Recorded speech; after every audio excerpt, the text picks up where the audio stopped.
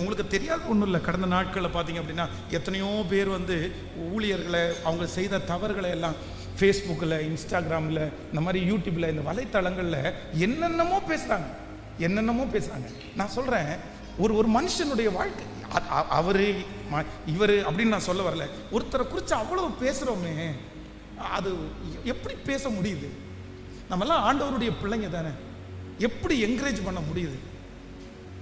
வருத்தமாக சார், ஒருத்தர் வந்து ஒரு ஊழியக்காரரை குறித்து தவறாய் பேசுகிற இடத்துல ஒரு கமெண்டில் எழுதியிருக்கிற வார்த்தை, உனக்கு நீ இன்னும் சாகலையாடா, நீ இன்னும், அவருக்கு வயசு எவ்வளோ தெரியுமா? ஒரு 35 வயசு இருக்கும். 35 வயசான ஒரு வாலிப பையனை அவர் எழுதியிருக்காரு, நீ இன்னும் சாகலையா அப்படின்னு எழுதியிருக்காரு. எப்பா, சாகிற அளவுக்கு அந்த மனுஷன் உனக்கு என்ன பார்த்தீங்க செஞ்சா? அவர் செத்தாருன்னா எல்லாம் முடிஞ்சிடுமா? உங்கள் வீட்டில் ஒரு அந்த மாதிரி நடந்துச்சுன்னா சந்தோஷப்படுவீங்களா? கை கொட்டி சிரிப்பீங்களா?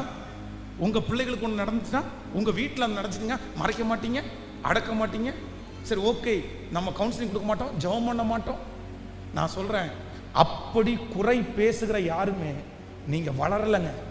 நீங்கள் என்னதான் பைபிளை கரைச்சி குடிச்சிருந்தாலும், எல்லா ஆண்டவர் என் கையில் சூலாயுதத்தை கொடுத்துருக்கிறாரு, என் கையில் வேலை கொடுத்துட்டாரு, என் கையில் ஒரு பெரிய அருவாவை, திருநெல்வேலி அருவா என் கையில் கொடுத்துட்டு வெட்டுறா அப்படின்னாரு, எனக்கு இது ஊழியம், எனக்கு வெட்டுற ஊழியம், கொட்டுற ஊழியம், இதெல்லாம் இல்லவே இல்லைங்க.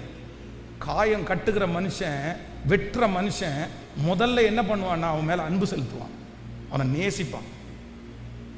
இதெல்லாம் நேசம்லாம் கிடையாது, வெறுப்பு, பொறாமை, எரிச்சல். உங்க யாருக்குள்ளேயும் அப்படி இருக்கக்கூடாது.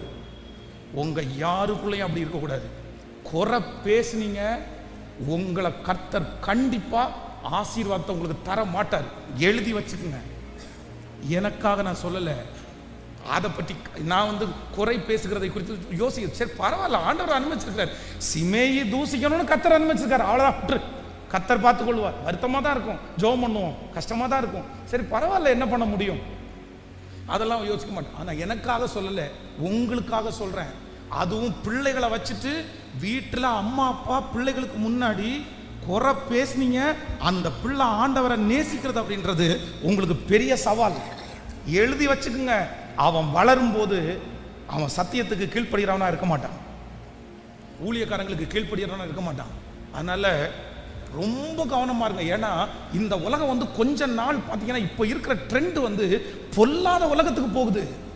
ரொம்ப மோசமான ஒரு உலகமாக மாறிச்சு. ஏன்னா யாரை எடுத்தாலும் ட்ரோல் பண்ணுறது, யாரை எடுத்தாலும் குறை பேசுறது, அதை ஷேர் பண்ணுறது, 4 பேர் மத்தியில் பேச்சது தான். சர்ச்சில் ஒருத்தங்களை குறை சொல்கிறது, இந்த மீட்டிங்கில் இருக்கிறவங்களை, அந்த மாதிரி ஒவ்வொன்றும் என்ன பண்ணிட்டு இருக்கிறீங்க, என்ன செஞ்சிட்டு இருக்கிறீங்க? வேண்டாம்.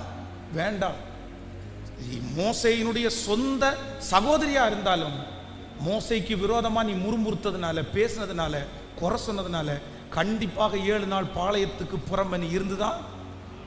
சொல்லுங்க, எப்படி ஒரு மனுஷனை பேசிட்டு போய் ஜெபம் பண்றீங்க? எப்படி ஒரு மனுஷனை பேசிட்டு போய் உங்களால பைபிள் வாசிக்க முடியுது? சொல்லுங்க பார்க்கலாம்.